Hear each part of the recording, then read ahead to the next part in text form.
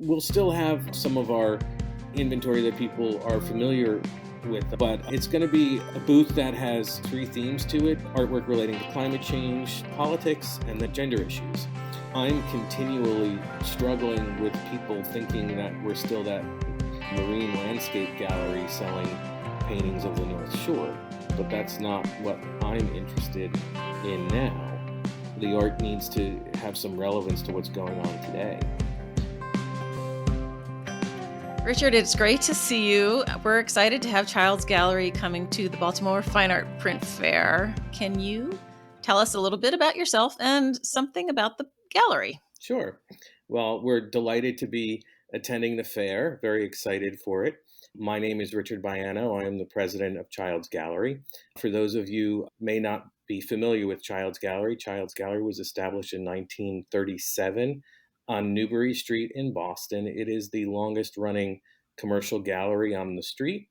We're very pleased that we've been there as long as we have. We've recently just moved across the street. So in our over 80-year history, we've been at 171, 169, and now 168 Newbury Street.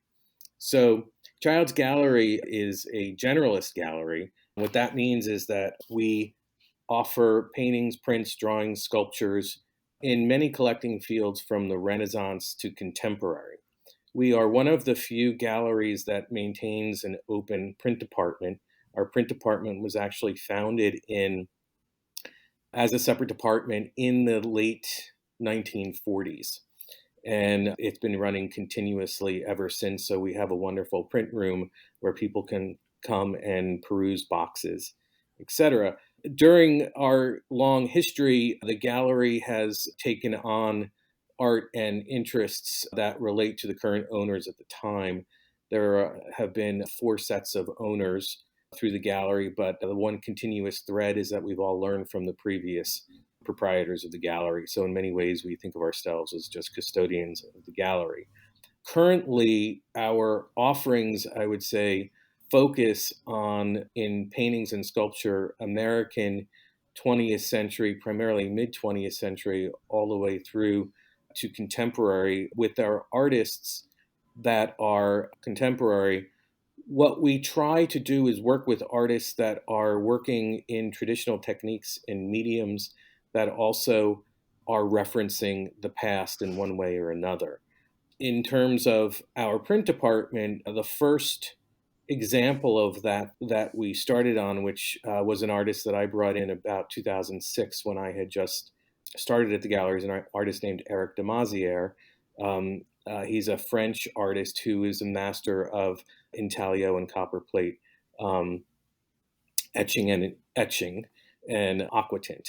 So he's an artist. When the first show we had with him, we called him a new old master, and he very nicely connected our collectors of prints and historic prints to contemporary prints. We do that in painting as well, and also sculpture. Just to give you a little bit of background about myself, I was initially trained as an architect. I worked for 7 years as an architect here in Boston.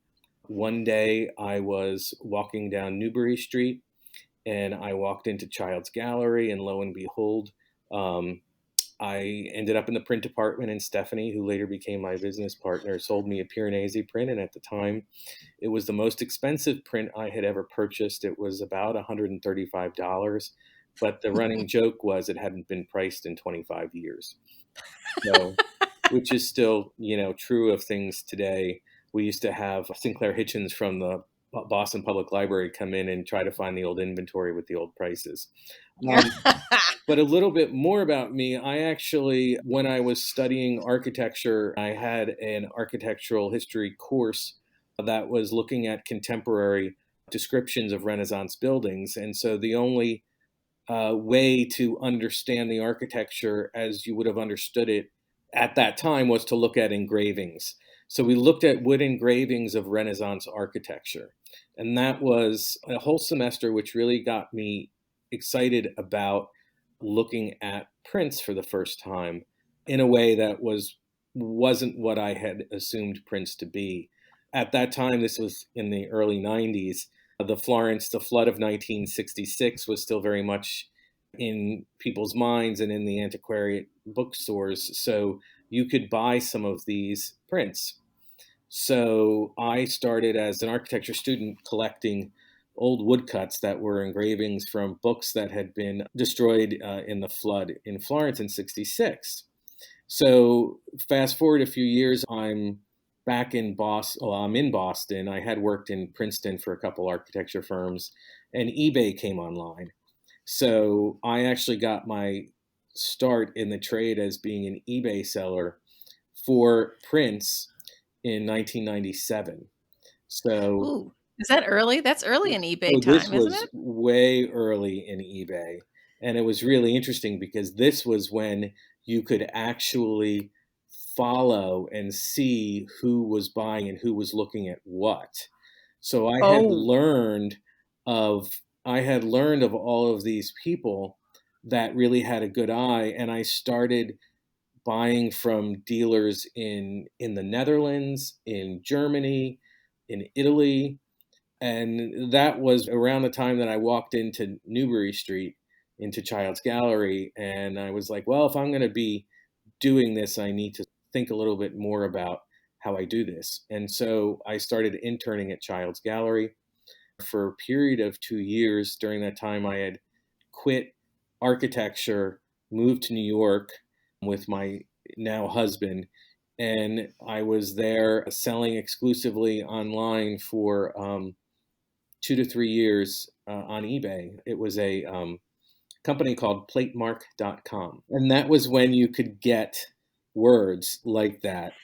Eventually, Roger Howlett, who was the then owner of the gallery, came down and said, I've got a position open for you. Why don't you come back and maybe you can partner with Stephanie and eventually have to retire. So that's how it all started. So I moved back and eventually took over the gallery with Stephanie. And then we had a pandemic, and here we are now. yeah. How did you fare during the pandemic? Okay, pandemic. To be totally honest, it was extremely challenging for us.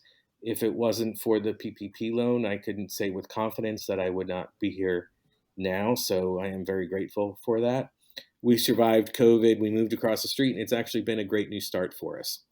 The building is essentially identical to the older building, except instead of our print department being in the basement, we're now on the second floor with the print department.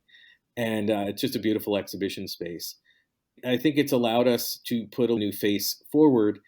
And I think you'll see some of that at the Baltimore Print Fair because we'll still have some of our inventory that people are familiar with, but it's going to be a booth that has three themes to it. One would be artwork relating to climate change, then some artwork relating to politics, and then artwork relating to gender issues.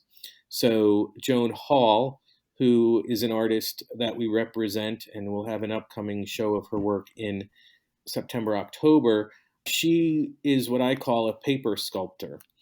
And what she does is she makes her own paper. She prints on the paper from detritus that she collects from the ocean. The ocean's a big part of her life. She lives on the water in Jamestown. And then she creates these paper sculptures with them that are really quite spectacular. And they're mostly dealing with themes relating to issues of climate change.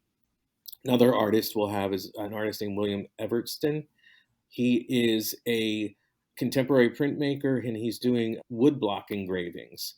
And his work, he did a major print, and his prints are large on the Capitol riots. He's doing some prints relating to the war in Ukraine now. And he's been a political artist for quite some time. We met him through an exhibition that we did with a group called the Boston Printmakers. He's quite exciting. And then one of the unknown facts about Child's Gallery that until recently was never spoken is that Child's Gallery has been gay owned fully or partially since the 1960s. So we've been developing, and we've always had it, subspecialty in queer artists. So you would think of people like Richmond Barté and Duncan Grant, artists like that. But now I'm working a lot with contemporary artists in painting, drawing, sculpture, and photography with issues relating to queer studies. We'll be part of the Queer Biennale, which is going to be happening over the summer. And so we'll have a number of exhibitions about that. It's not just as a gay man, it's not just artwork about being gay. It's also all of the different identities that fall under the larger queer umbrella. So again, in a conservative city like Boston, this was never something that was discussed or even promoted. But we had a major exhibition in summer of last year, and it was our best-selling show of the entire year. So I'm excited about what Childs is doing now. I'm excited about what it's done in its past, and I'm excited to bring it to Baltimore to show it to people there. Yeah, I'm excited to see what you got.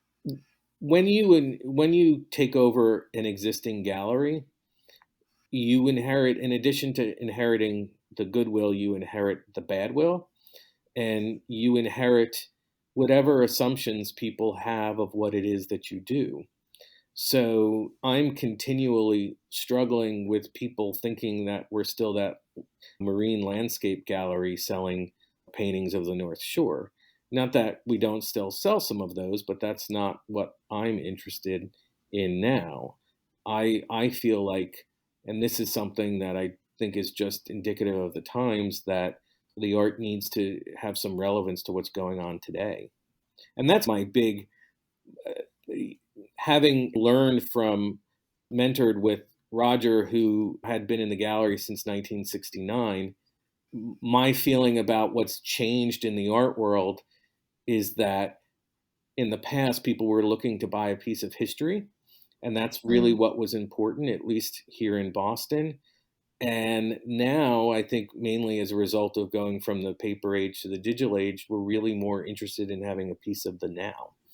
And I think that's why contemporary artists are where I think I want to be in the market. Not that the secondary market isn't important and not something that's a major part of our business, but as the cliche goes, all art was contemporary at one point. That's right. So have you published any prints ever? we have, actually, and we'll have her there. Emily Lombardo. We did a series on, well, it's a riff on Goya's Capriccios. She did all 80 plates, and it all took place she made them roughly between 2012 and 2016. And so it covers the Donald Trump election and all of that. And it's really powerful stuff. We've placed about 4 full sets in institutions, including the Boston Public Library, the Museum of Fine Arts Boston, and 2 other institutions, and I'm trying to get them in more. But we'll have a selection of those in Baltimore as well. If young artists, or not even young artists, if practicing printmaking artists are interested in either being represented by Child's Gallery or just having some work in your stock, how do they go about that? We welcome people to send their artwork to us all the time. And we often do group shows where we'll have a theme and we'll entertain artists from various. It's a good way to have a new artist come into the gallery and see what the reaction is to the work. For example, the first show that we did in the new space was called What Stands Before Us, Art in Quarantine. So it was all art that artists had done during the actual quarantine. I'm really interested in moving our print department to be much more about contemporary printmaking. And so that's why William Everston is such a great addition to the artists that we represent. Emily Lombardo will be doing another series of prints for the exhibition that takes place during the Queer Biennale. It will be a series of her works that are based on her and her wife's journey in having a child. I think that'll be really interesting. Again, I'm interested in topical material and also material that really is underpinned by a strong knowledge and base in technique and history. That I just think comes from my own interests and also allows us to pair it with older artwork that we have in the gallery. Sure. No, it makes sense with, child's history for sure. Yeah. Well, that's great. I'm excited to see what you bring. I'm looking forward to it. Thank you so much. We're really excited. It'll be great. Yeah, it'll be fun.